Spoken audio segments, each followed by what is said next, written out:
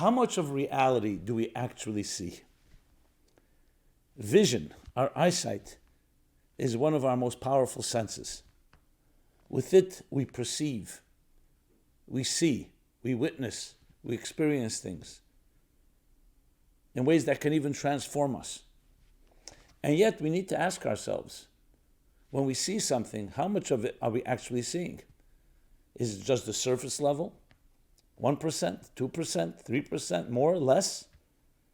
We know today that there's an entire substrata, subatomic particles, DNA, subcellular levels that are completely invisible to the naked eye. Indeed, they're invisible even to instruments. And yet they're the driving force of existence. You look at the surface of the earth, we know there are forces beneath the surface, all the way to the very core of the earth. And the same thing in outer space. Wherever you look, we know that what you see is not always what you get. So please join me in this journey of entering the bigger picture. What you see is not always what you get. And discover deeper dimensions and how we can actualize them into improving our lives, into being more real, and experiencing the full picture, not just the superficial surface.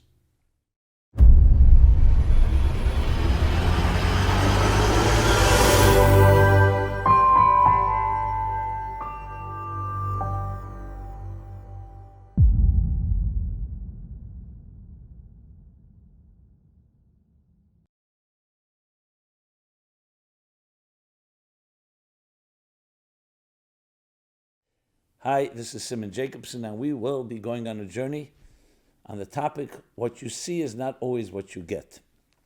This program is dedicated to Marty Wertlieb, who just celebrated his 90th birthday with all her love by his wife, Gloria.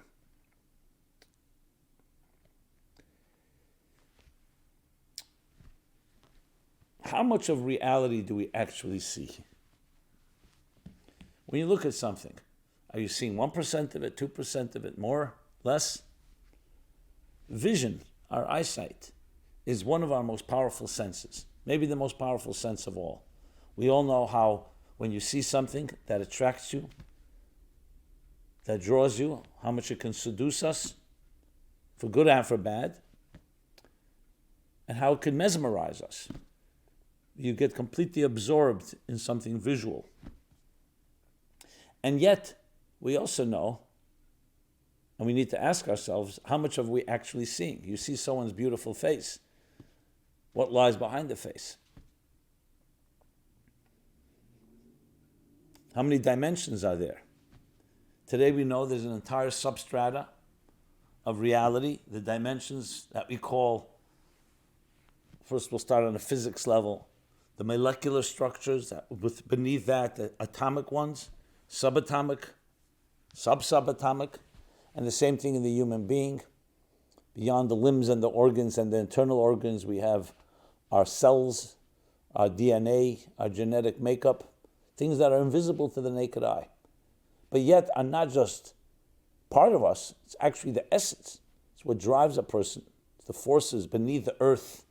How many layers are there in outer space? So as powerful as vision may be, we also have to recognize that it has its limitations. Some things are just not visible to the naked eye, even to powerful instruments. So that's the first thing. Then furthermore, it could also be deceptive what you see. You may see one thing, and what's really going on may be very different, just on a very human level. There's the concept of duplicity, of hypocrisy. A person can say one thing and feel something else. Someone can smile to you and unfortunately stab you in the back. So just because something looks good doesn't mean it's necessarily good. You can get a sweet candy that can actually be poisonous. So not everything that's appealing to the eye and looks right is necessarily right. It could be malicious, as I just explained, or it could be not malicious. It could just be that outer surfaces don't necessarily reflect what's within. And we've all made these mistakes where we misunderstood or misinterpreted something that we saw with our own eyes and then came to discover it wasn't at all what you thought it was. So this isn't just a curious question, it also affects us. Because if reality indeed is far bigger than what our vision can experience, it's critical to know that because it'll help us understand life. Every time you go to so-called expert, and I say so-called, I mean real expert, what is an expert really about? In any given area, whether it's a financial expert, a medical expert, a scientific expert, anyone with experience is able to see more than the layperson can see, more than a novice. What are they seeing? Not necessarily physically seeing, they can see a pattern where many of us will just see randomness. They will see a trajectory. That's what wisdom does. It illuminates dimensions that are not always visible initially, ostensibly, on the surface level. And the more we get experience, the more we're able to see things. You see things that are deeper. Just as an example of all these deeper dimensions. So as I said, this isn't just a nice, interesting discussion. It actually gets to the heart of how we experience reality and what is real. When many people speak about God, they say, well, I don't see God. I only relate to things I see. But there's so much of life you don't see. You also don't see love. You may feel it. You may think you feel it. You also don't see ideas. So then, of course, there's a different way of seeing, conceptual sight, or emotional sight, so to speak.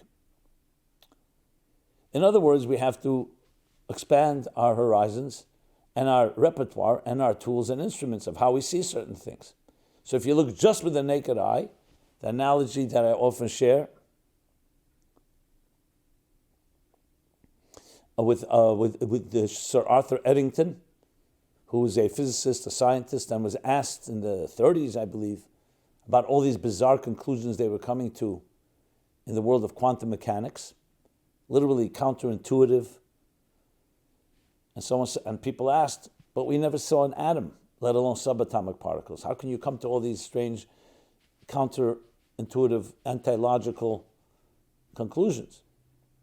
And he gave the analogy of a fisherman that spread his net across all the seas and began to gather all types of fish, different species, different shapes, different colors, different sizes. And then he began to document. And he finally came to a conclusion. The conclusion was there are no fish in the sea that are shorter than a half-inch long. Well, his little daughter heard this brilliant conclusion. She said, Daddy, we have little goldfish in our fish tank that are shorter than a half-inch long. I'm sure they're also in the sea. So they look at the net that he used, and of course the net, the spaces between the ropes of the net were half-inch. So what happened to all the fish that were shorter than a half-inch? They fell back into the sea. So he just had to add one qualification. When you use a net of half-inch spaces, you will never catch fish that are shorter than a half-inch long. But you don't need a scientist for that. In other words, sometimes you come to a conclusion, and the issue is not the item that you're measuring, it's your measuring stick. It's your instrument. I always love that Chelm story, the farmer from Chelm. So Chelm was this town in Poland.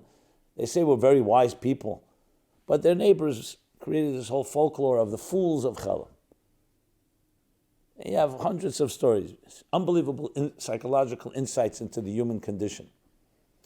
So the farmer of Chelm, of course, Chelm was a small town. You can imagine the farm was very negligible. But it was his farm. He had inherited from his parents, who inherited from their previous generations. So he cared for every grain of soil, was like his baby. One day he gets a visitor, a cousin, big city farmer from Iowa, United States of America. A farm that he had was thousands of acres. So he gives him his royal tour of his Chelm farm. Okay? Then they sit down to dinner, and he says to his cousin, so what do you think about my farm? He says, well, it's nice and cute, but it's so tiny. The Chalam farmer's taken aback, he's insulted. And he says to his cousin, he said, how big is your farm back in Iowa? How is he going to explain to a small town, rural, provincial farmer the size of a farm in the United States? Bigger than probably the entire town of Chelam. So he's thinking of a point of reference, and he says, okay. My farm, it takes me all day to travel with my tractor from one end of the farm to the other. Suddenly the Chelam farmer, with compassionate eyes, looks at his cousin and says, don't feel bad, cousin. I once had a tractor like that too. He couldn't even fathom that size. So he was convinced it must be the vehicle. And he remembered, he also once had an old shmata jalopy that took him all day to crank up, to go from here to here. That's why it took him all day. So he wasn't being malicious, he wasn't being cynical. So if you ask people, are you subjective, objective, closed-minded, narrow-minded? Most people are not going to say, I'm narrow-minded, closed-minded. Because part of being subjective is it makes you think you're objective. But the answer has to be like the story with the fisherman. You're as objective as your perspectives allow you. Which means, based on what you know, you can say there are no fish in the sea that are short of a half inch long, based on your instrument, based on your vehicle. But in fact, there could be a reality that's far beyond your imagination. Just like if you ask somebody, what does the horizon look like? If they're standing in a valley, they'll give you one answer. If they're standing on a plateau, another answer. If they're standing at the bottom of a mountain, a third answer. 20 feet up on a mountain, another answer. And if they're on top of Mount Everest, another answer. Is one of them more truthful than the other? No, they're telling you all their perspective. That's what I see. So as powerful as vision is, we have to also acknowledge that it has its limits based on the instrument. And to open yourself up to other vistas and higher perceptions, higher states of consciousness, you need to open exactly that. A higher state of awareness, a higher state of consciousness, to be able to experience something that the physical eye of flesh and blood cannot see, at least right now. And that's why we use our minds. The expression in the book of Proverbs is the eyes of a wise person is in his mind. We use our minds, which are compared to vision, visualizing, envisioning. We use our hearts. And then we sometimes have to use far beyond that, even our imaginations, our dreams, our superconscious. We know today that Einstein and the unbelievable, unprecedented innovations he came up with is precisely because he was not studying in the mainstream schools of the physicists. He was a postal clerk, and he had, in a way, he was out of the box and was thinking in ways that others weren't thinking. Now, obviously, in a scientific method, it has to be proven. You have to substantiate it. It has to be replicated. But still, sometimes an idea will come up that isn't purely based on yesterday's observation. Because if it's yesterday's observation, you'll get the results of that observation. If the instruments you've used till now, the results will be based on those instruments. Or in the expression of Einstein, to solve a problem, you have to go out of the system where the problem was created. And that's why we're blessed with the ability to go beyond. Especially when you're dealing in the world of emotions, in the world of love, of romance. There, the mind is definitely limited. So this is not to dismiss the tools of vision or the tools of our logic and rationale. It's meant to actually expand it. And going back to looking at each other, you meet a person. So very often, even though the most famous cliche that nobody follows is never, don't judge a book by its cover. But we do judge a book by its cover. It's actually $1 billion industry. Packaging, marketing, the package, what it looks like. So we look at the cover of another person, we see their body language, their face, expressions. We make our judgments. But we all know that you don't really know the other person. Imagine someone judging you by your cover, by your face. So then there's another dimension. You start speaking to the person, you get to know the person. It can take time till they open up, till you begin to share deeper things, till you begin to appreciate what they're about. And as you travel, what are you discovering about the person? It'll be the same face even 20 years later, even someone you deeply love. But that face represents much more that is not obvious to the naked eye. The entire inner personality. And frankly, that's a journey forever. We never get to know anybody 100%. We don't even know ourselves 100%. 100%, that's a big number. The question is 20%, 10%. How do we know? If we don't know how deep it is, you can't know what percentage you are aware of. But that's not meant to dismiss what we know. It's meant to actually open us up to the honest truth of deeper and deeper realities. Indeed, the search for God, the biblical story of Abraham, and all those that searched for a higher truth, essentially was going along this trip. Beginning with what you perceive with your eyes and ears, with your five senses, taste, sight, sound, taste, touch, and smell, realizing that there's more to reality than that, beginning to broaden the possibilities by looking beyond, by using other tools, in tools like emotions, mind, using language that's beyond the conventional language, metaphor, imagination, dreaming.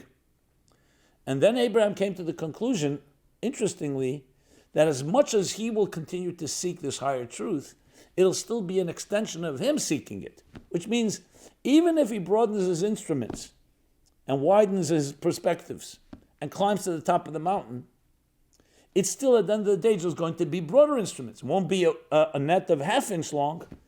It'll be a net of 1 millimeter long or wide. It won't be a farm this size, it'll be a much bigger farm. Everybody has their farm. Everybody has their subjective perspective. How do you get beyond that? So he came to realize the most important tool of all in discovering reality, suspending yourself. Not just saying there are bigger instruments and let me try to climb to a higher mountain or get a bigger perspective, wider perspective. To actually suspend yourself, melt away, dissolve, and allow a higher presence to emerge. In a sense, in saying it like this, that if God is meant to be a truly higher reality, a true God, it's not me looking for God, it's God looking for me. I'm a part of a larger whole. How could the part define the whole? I need the whole to define the part. And whole I mean with the W, the complete and beyond. And indeed, when you study mysticism, Jewish mysticism in particular, that's what you come to learn about. You learn about these wider horizons, but more than that, you learn how to access them. And you access them by not just recognizing that your instruments are limited, but by allowing yourself just experience. Go silent. You don't need to speak. You don't need to process. You don't need to define. You don't need to measure. You're not the arbiter of reality. You're a part of it. And if you want to experience the higher reality, just let go of your ego, let go of yourself, and you don't disappear. You then become part of, you dissolve into something greater. It's just like using an example, someone's reading a book. You're reading a book, and the book is very much capturing you. You're consumed with it to the point you turn the pages, you may be crying and laughing. You don't even realize you're reading a book, especially if it's a good author. What's happened? You can't even talk about it because you're so absorbed. You're in the experience. You've put yourself aside, what they call sometimes being in the zone. It's being channeled through you. And the you, as an independent observer, the subject and the object have all merged into one. As an independent observer is right now not there. And that's why you don't even realize you're turning pages. You don't realize you're reading words. You could always stop the project. You could always stop and look at yourself. And then you become observing yourself. Then, of course, that spell is off. That trance is off. The same is in anything you do. You hear about, I speak as a writer. When you're in the zone, it's just channeling through you. You hear about it in sports, in music, in the area where you are no longer sensing yourself. You can go through a whole night and not realize you're hungry or tired.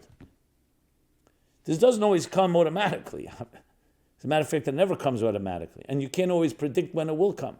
You may want it to come, that state of total singularity, if you wish, where you become completely one with whatever your experience is. Not that you're experiencing it, that there's no longer a verb, it's a noun of oneness. But when it comes, it's unbelievable. When you say true love, is love a verb, an action, or love a noun, a state of being? State of being is when two people merge together like one flesh, in the words of the Bible. Now, we all can wish this type of experience, but you have to work at it. You prepare yourself properly, and you're ready for it, and don't let your ego and self get in the way. You'll have that experience. The problem is the self. You're too self-conscious. You're thinking about me. I want to experience it. When you want it too much, it doesn't work. When Moses said to God, I want to see you, show me your face, God said, no one can see my face and live. But we know that earlier God said to him, look at me by the burning bush. And Moses covered his face, and God says to him, when I wanted you to look at me and I offered you to look at me, you didn't look. Now you want to see me on your terms? It doesn't work that way. You have to let go of yourself, and then you can see something that's beyond you. But this is, yes, I don't like the word surrender, but it is a form of surrender, but a good surrender. Not surrender as in weakness, you surrender to your adversary. But a surrender of your conscious faculties and of your senses to experience something beyond yourself. Now, the big question, of course, is can you bridge the two? And the answer is absolutely yes. Because at the end of the day, that one reality also affects the outer surface. The problem is if you only worship or only define things by what you see. But when you're able to suspend and experience that which is within, then what is within shines without. It becomes a seamless flow. So when you look at someone that you really know well, you see their face, you're seeing much more than a face. You're seeing everything you know about them. You're experiencing everything you know about them. So the goal is actually to use the expressions, the defined expressions of existence, our senses, our instruments and tools, to experience that which is beyond expression. Yes, to express the inexpressible, to define the undefinable, to see the supernatural within the natural, to use the structure to transcend structure, the ultimate goal, a seamless fusion between that which we consider invisible, but is truly real, with the visible, to the point that you can perceive it with the reality just as if you're seeing it with your own eyes. But that takes a lot of work. It takes refining yourself. It takes the ability to suspend ego and self in order to experience it, and then allow it to flow through you. In a way, we look at children, especially young children, newborn children, with a certain fascination, because they carry that type of seamlessness. They have not yet developed two realities, a duality. That what you see is not what you get. There's no duplicity. What you see is exactly what you get. And look at that face. The face is pure, innocent. It's just the outer expression of an inner human being. It's when we start maturing and start learning from adults around us how to be duplicitous, how to lie. And I'm not saying everything has to be always said. Children are often told by their parents, don't say everything you see. But I'm talking about when it goes over to a point already being deceptive or secrets. And what happens? What do these secrets do? Especially secrets of pain and trauma. They're one of the worst toxins in our lives because they're going against the very grain of this singularity, of this seamlessness. Healthy love is celebrating vulnerability, celebrating a connection with another, not one that's based on negotiation and based on manipulation and maneuvering. Two people who are what? Dissolve into one. The dissolving experience. Something that we have very little of today. For that you need a lot of trust, a lot of confidence, which often has been stripped from us, or at least compromised in our lives. Growing up in homes or environments that are people using us, parasitical environments, predators, in a subtle way or a less subtle way. But it's completely accessible because that's who you really are. So you see, what you see is not always what you get, is actually the opening of a true journey. If you think what you see is what you get, you will be blinded. It will be like the Chalam farmer who will never understand that there's something bigger than his farm. I remember the early days of technology. When I mean technology, I mean modern technology, internet and so on. So the digital world was being created. So everyone was asking, what you see on the screen, is that what you get? And that was actually the words that they said. They had an acronym. What you see is what you get, or what you see is not what you get. I believe the acronym was what you see is what you get, was WYS, what you see. I, what is Y, WYG. If you added is not INWYG. And that was like, in other words, when you, let's say, design something. So when you saw it on the screen, were you see, was that actually how it's going to look? Or you have to print it out to see what it looks like and then adjust. And of course, that was a technology, is to have what you see is what you get.